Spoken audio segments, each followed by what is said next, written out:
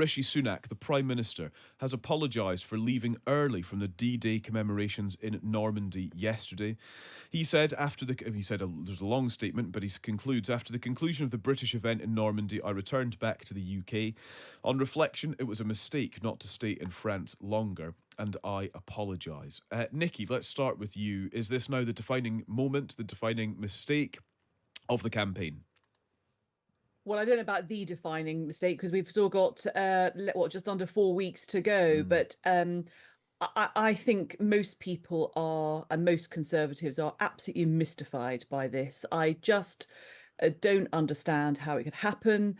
I don't understand on what level the Prime Minister or those around him didn't just say, well, hang on a second, for all sorts of reasons. One is, and leave aside the sort of the political thing about photo opportunities, the rest of it. The fact is, that's just the moral thing of this was 80 years from the most extraordinary event. This is the last, as many people said yesterday, the last probably opportunity that many of those who are still alive, who served on those beaches, will be there. And why did somebody not say, an ITV interview can wait? So I'm sure we'll come on to talk about it. I listened to your interview with David Johnson this morning, Callum, and it was an extremely good interview. Poor David. The rug completely pulled out from underneath him by this very necessary apology. But I think Downing Street and the Prime Minister are going to have to go a lot further to explain what on earth their thinking was. Well, this is the thing, Jack. It's going to define the day. We've been mentioning there with Patrick that this evening Penny Mordaunt is taking part in this 7-way debate. So she's going to have to go some way to defending this, you would think. So, she's in a marginal seat, a very sort of defence-oriented seat, and she's got to kind of be the representative of the Conservatives in this election set-piece event this evening.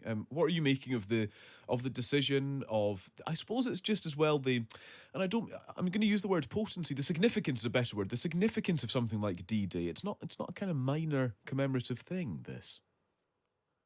No, it certainly isn't. And I certainly feel for Penny Mordaunt. She's got a long day ahead of her, I think. But I think for most Conservatives, they'll be looking... But however Penny performs tonight, they'll be looking, thinking, oh, we wish we had just chosen her. This is a truly extraordinary decision by the Prime Minister. These decisions are made by the leader of the campaign. They're not made by advisors. They're made by the leader of the campaign. And I've had both, painful and important, memorable memories of all of this. In 2004, the 60th anniversary, there had been a bit of a botch up with the invitation to me to go to Normandy. And at the last minute, it became clear that I had been invited to the full event in Normandy, and I had to change all my plans and make sure that I was there. I went on the plane with the chiefs of staff. It was the only seat that was available at 24 hours' notice. I had to apologise for not making it clear earlier that I was going to go. That was a bit of a botch up in advance, but there was no doubt when I knew what I could attend, that I had to go and be there for the whole day.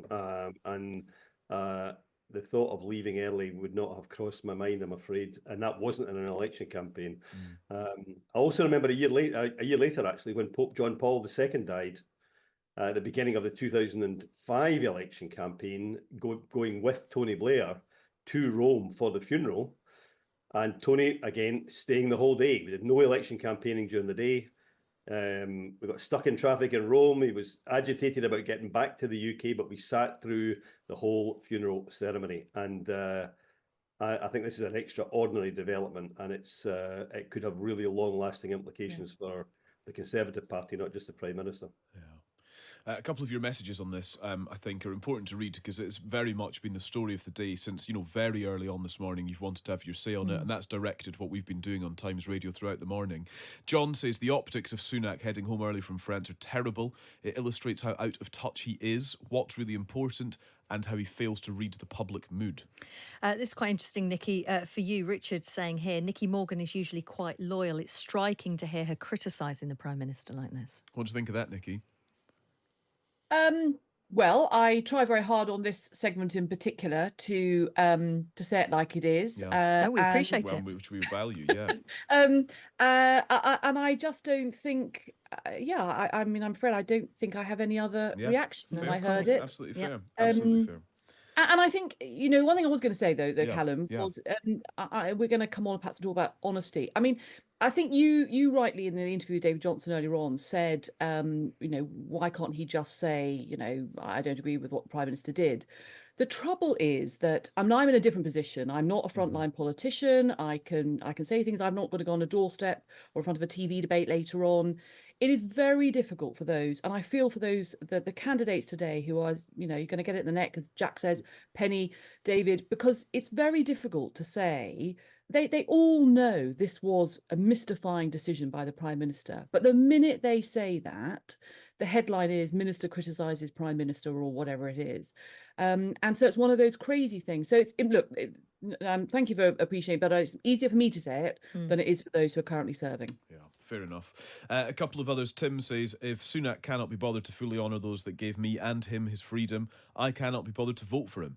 Absolute disgrace. Shame on him, says Tim in Wiltshire. Joy says Rishi Sunak and his team have made a big mistake, but the political point scoring of it by the SNP and Ed Davey and others is disgraceful and nauseating. So I suppose there is something in that, Jack, isn't there? Is how you respond then in the middle of a campaign. If you are the opposition party and you are dealing with this, I mean, we've had some pretty punchy comments from Labour, from the SNP, from the Lib Dems already this morning.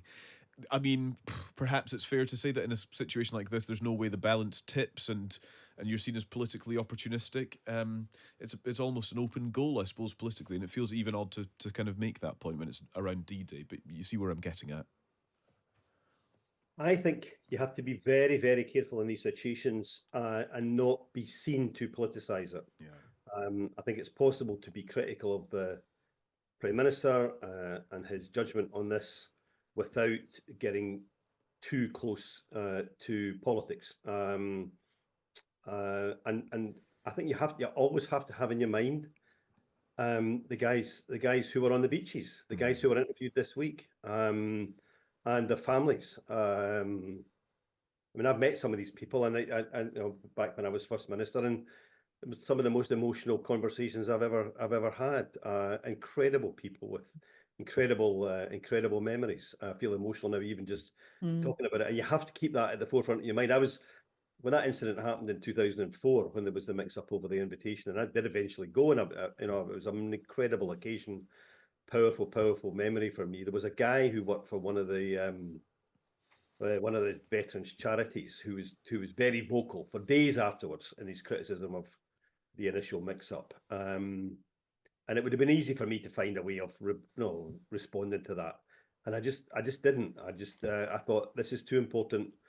This is about respect and dignity for the people who were there, still alive and there, and those who lost their lives back in the day. And I think all the political parties need to be very careful today. But it will be an issue tonight in the debate. Penny is going to be in the firing line. I think, though, it's really important that people don't. The public will make up their own mind on this. The British public are not stupid. Yeah.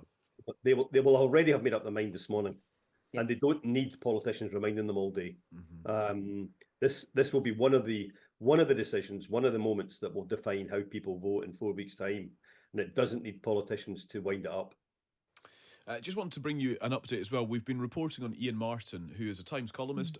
He had written a reaction piece in the publication called Reaction, I should clarify, saying that the French had been told originally that Rishi Sunak would not attend at all. Ian Martin, in the last couple of minutes, tweeting an update to that, saying that Rishi Sunak's team is pushing back on what ministers were saying. They're saying he was always going to attend some of the D-Day ceremonial. The row was over which elements he would be at.